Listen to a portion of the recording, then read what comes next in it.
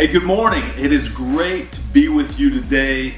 I wish I could be with you. Wish Drew and I could both be with you live, sitting right there in the room with you, hanging out. But today, and just to give you a head start, today, if you go ahead and find in your Bible or your Bible app Matthew 26, that's going to be where we're going to be. You can go ahead and turn there right now. We'll get to that in a little bit. Today we're talking about a concept, as we prepare for Easter, we're talking about a concept called worth it. You saw the bumper video just before that, but worth it. And the fact that is it worth it? We're going to talk more about that. Was it worth what Jesus did, and does he feel like that? So again, it's great to see you. Looking forward to visiting with you more and letting you talk in your classes a little bit later this morning. What's up, everyone? I just want to share a personal story about kind of an awful time in my life where someone was a comfort to me. This was probably 10 plus years ago, and I was dating this girl for about 3.5 years, and then we broke up, and that was a really hard time for me. If I'm being honest, it was one of those moments where I didn't know what to do, I didn't know how to feel, I didn't know what was next, and that made me very anxious. Well, come to find out, a church member, probably in his 40s or 50s, he called me out of the blue, didn't even have his number in my phone, and he wanted to encourage me. He said, Drew, you know, you're gonna get over this. There are more fish in the sea. So comfort is more powerful when it comes from someone who understands what you're going through. And for me, that person was Michael, and he knew exactly how I was feeling, how I was thinking, and how I was in that situation after the breakup. And he radically changed that for me. And here, the point is that Jesus is that someone who understands what it's like to feel what you're feeling. He understands pain because he was a human. He understands sadness because he was a human. He understands what you are going through right now because he's not a God who just decided to stay up in heaven, but he is a God who came down and dwelt with his people.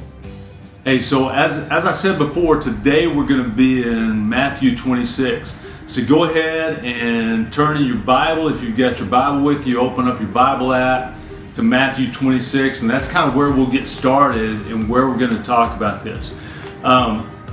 As Drew talked to you about, Jesus understands what it's like to be in your shoes, to suffer. The Jesus who suffered then suffers with you today, and he can identify.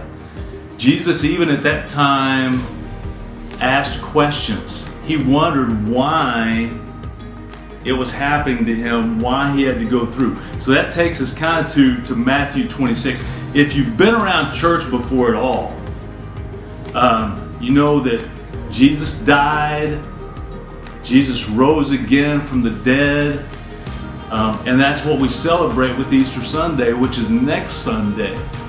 But we're leading up to that this Sunday, talking about how Jesus can identify with you through his suffering.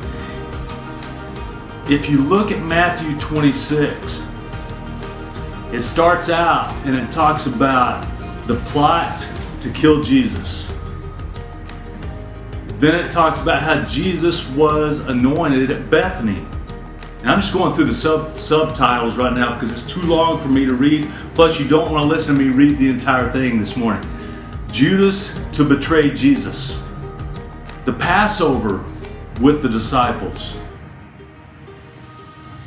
Next, the institution of the Lord's Supper and what that meant was introduced in Matthew 26.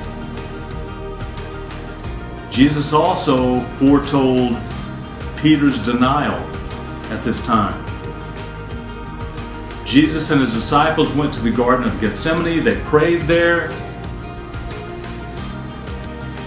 Jesus was betrayed by Judas. He was put on trial. He was beaten. And then Peter denied Jesus. In a nutshell, that's Matthew 26. The part that I really want to focus on is that the part that before Jesus died and before his resurrection, to talk about what happened before and what Jesus was thinking and about how Jesus suffered. In Matthew 26, in verses 36 through 39, again, 36 through 39, it says, "Then Jesus went with his disciples to a place called Gethsemane. And he said to them, 'Sit here while I go over there and pray.' He took Peter and the two sons of Zebedee along with him, and he began to be sorrowful and troubled.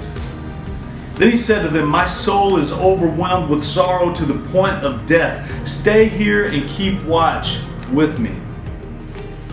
Going a little farther, he fell with his face to the ground and prayed, 'My Father, if it's possible, may this cup be taken from me.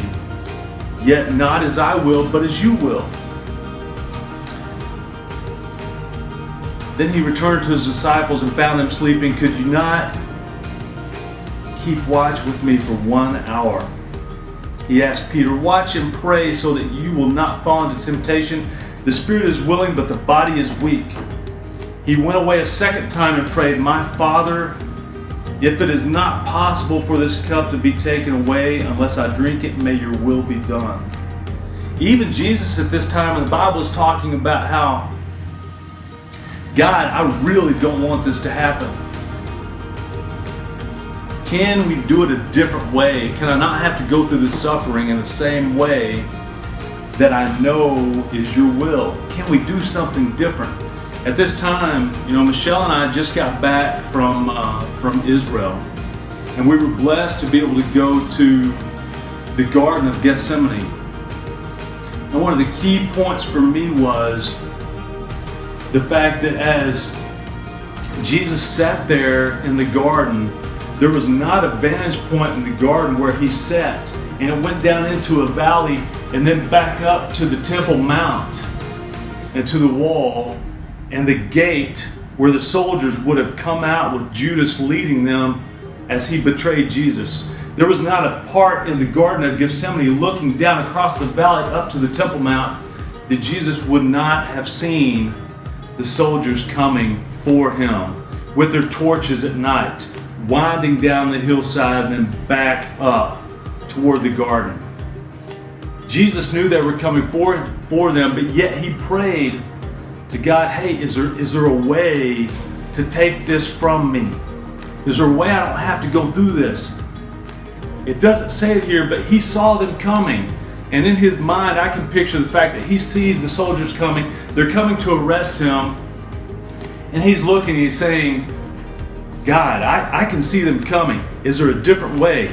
They're still a couple hundred yards away. I could go right over this hill and I could be gone. They would never find me. Is it your will?" Well, as we know, the rest of the story is that Jesus suffered, he chose to suffer. He experienced suffering more than most of us can even think about or imagine. He said goodbye to his friends. He was plotted against by his friends.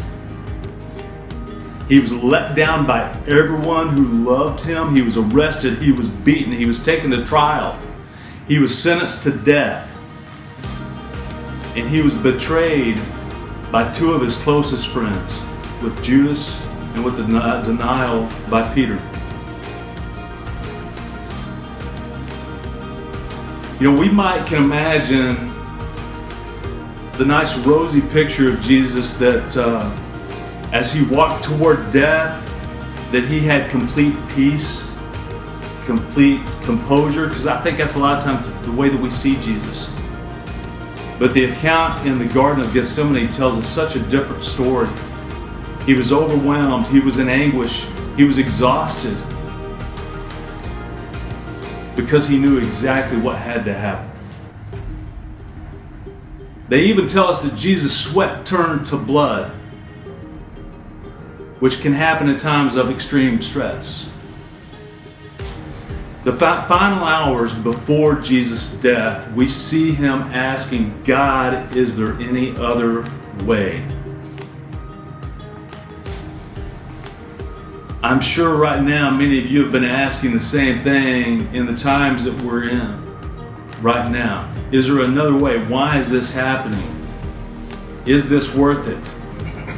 Jesus may have asked the same thing. God, is it really worth it for me to die for the sins of the people who betrayed me, who've forgotten about me, who humiliated me, who hurt me, who want to kill me? Is it really worth the pain? And I don't know, if I was Jesus, I don't know if I'd be able to say yes. But he did.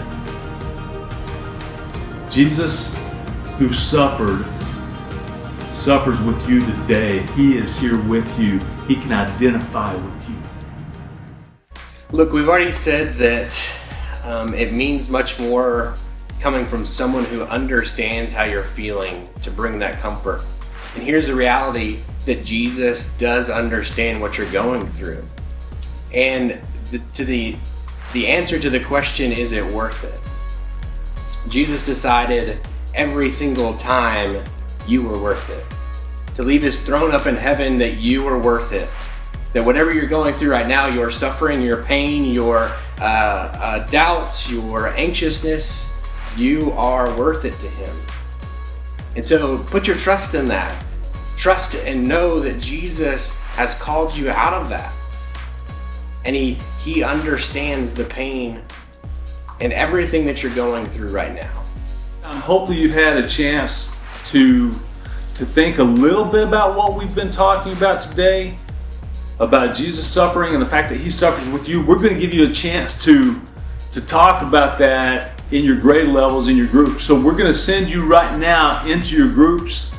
And if you are looking at from a critical eye of Drew and I and how we're standing, it's an optical illusion that we're not 6 feet apart. We really are, even though it may not look like it. But we love you guys. We appreciate you being here today. Enjoy your time in your groups. Send us an email, text us, follow us on social media. Stay connected. Let us know how we can support you. We love you guys. Have a wonderful Sunday. See ya.